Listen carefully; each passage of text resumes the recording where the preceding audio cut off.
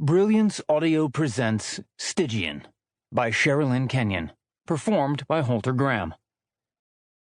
Apollomy the Great Destroyer burst from the depths of her hellish prison to set fire to the entire earth, intending to scorch it back to its primordial ooze. Her wrath was implacable, and no one was immune. Waves crashed over continents and sank them overnight to the bottom of the oceans. Roiling black clouds obliterated the sun. All life upon the human earth was threatened with extinction. Even the very gods trembled in fear. Why? Because those gods of old had banded together once more to take from her the one thing she loved above all others again. The only one she'd allowed them to lock her in prison to save. Her second-born son.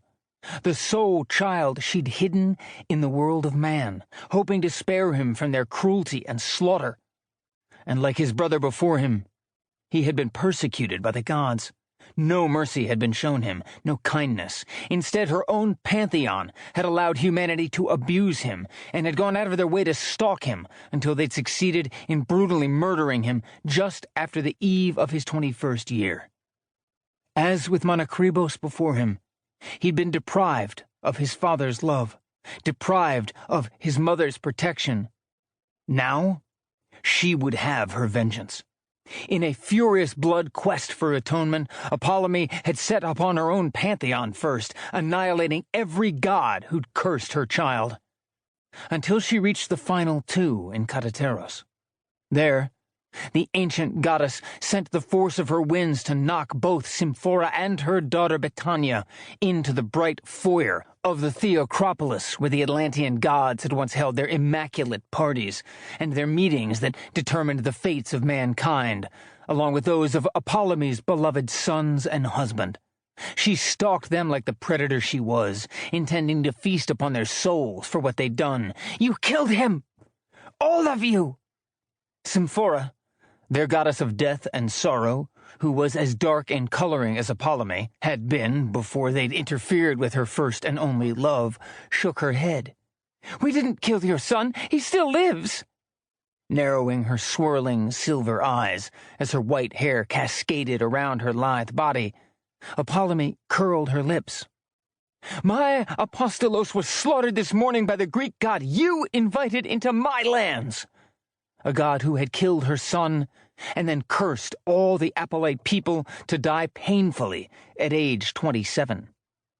Symphora's eyes widened in terror. "I never welcomed Apollo here. That was a decision made by you and Archon." "Shut up!" Apollomy blasted her into oblivion for speaking a truth that speared her with guilt. She refused to be blamed for what had happened to her child. The gods had betrayed both her sons, Monokribos and Apostolos, and she was done with them. Now, alone in the wake of her mother's fate, Betania faced Apollomy without any help whatsoever. Her dark caramel skin turned pale. The Atlantean goddess of wrath, misery, and the hunt was the last one standing. She would be the last one to fall. But as Apollomy reached for her, she hesitated at the sight of Betania's distended belly. The much younger goddess was pregnant, about to give birth any day by the looks of her. In that moment, rage and pain warred within her heart. Most of all, compassion flared deep as she felt the pangs of a mother who lost her child not once, but twice. How could she deliver such pain to another? Her breathing labored. Betania met her gaze levelly, without fear or deceit. Of all the goddesses in Katateros, she was by far the most beautiful, half Egyptian and half Atlantean. Her exotic features were sharply chiseled and framed by a wealth of thick ebony hair that set off her almond-shaped eyes to perfection. Apollomy could see why the Egyptians called her Bethany. In Atlantean, Betania meant keeper of misery, but in her father's language, Bethany meant oath of grace.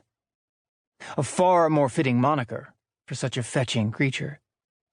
"I didn't incarcerate you or hunt your son, Apollomy. I took no part in their cruelty.